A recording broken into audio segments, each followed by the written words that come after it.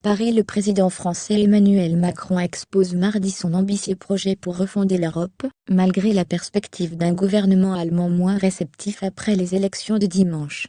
Élu en mai, M. Macron doit prononcer un discours sur l'Europe à 13h GMT, dans le grand amphithéâtre de la prestigieuse université de la Sorbonne, à Paris. Devant les étudiants français et étrangers, qui pourront lui poser des questions, le président centriste proposera une série de projets clés à l'échelle européenne ainsi qu'une méthode pour élaborer, d'ici à l'été 2018, une feuille de route de l'Union européenne sur 10 ans, a expliqué le palais présidentiel de l'Élysée. Le chef de l'État espère relancer la machine européenne, dépourvue selon lui de vision de long terme depuis des années, affaiblie par une ouverture à tous vents à la mondialisation, et enlisée dans la bureaucratie, la surréglementation et des décisions à l'unanimité, freinées notamment par la Grande-Bretagne.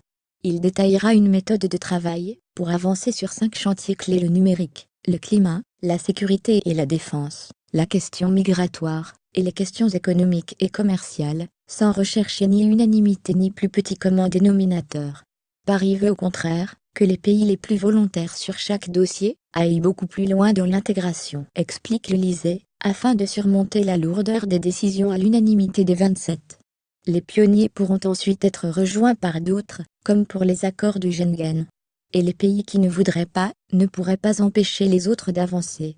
S'il a esquissé durant l'été plusieurs de ces initiatives, M. Macron a tenu à attendre la fin des élections allemandes pour ouvrir cette nouvelle page de l'UE. Mais la trop courte victoire de la chancelière pourrait être un frein à l'Europe qui ambitionne. Angela Merkel devrait notamment s'allier avec les libéraux du FPD, peu enclins à renforcer l'Europe.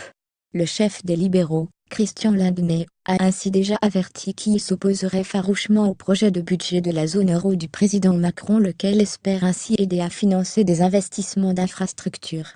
Pas question pour M. Lindner de voir l'argent atterrir en France pour les dépenses publiques, ou en Italie, pour réparer les erreurs de Silvio Berlusconi, alors qu'Emmanuel Macron plaide pour un ministre et un budget spécifique pour les 19 pays de la zone euro. Pour autant, Paris ne veut pas modifier ses propositions, et espère emporter malgré tout la cruciale adhésion de l'Allemagne.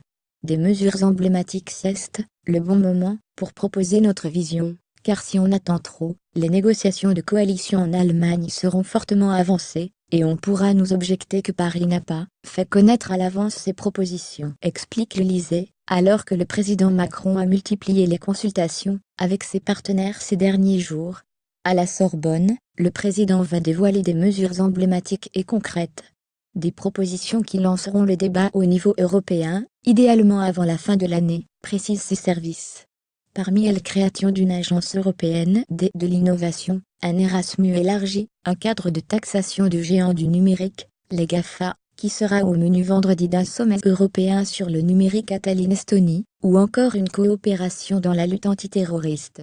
Le président devrait aussi aborder les sujets de la convergence fiscale et sociale, de la politique d'éducation, et de la culture, ainsi que des instruments économiques permettant d'affronter des crises monétaires, en sus de la création d'un gouvernement économique de la zone euro, avec un ministre et un budget propre, contrôlé par un parlement de la zone euro. Ces dernières semaines, Mme Merkel a réservé un accueil prudent aux idées évoquées par M. Macron. Ce n'est pas le vocabulaire à lui seul ministre européen des Finances, budget de la zone euro qui est important, mais aussi ce qui se cache derrière. Et sur ce point, je suis en discussion avec le président français, a-t-elle répété lundi. Burjurijs ailleurs sur le web, contenu proposé par Taboola.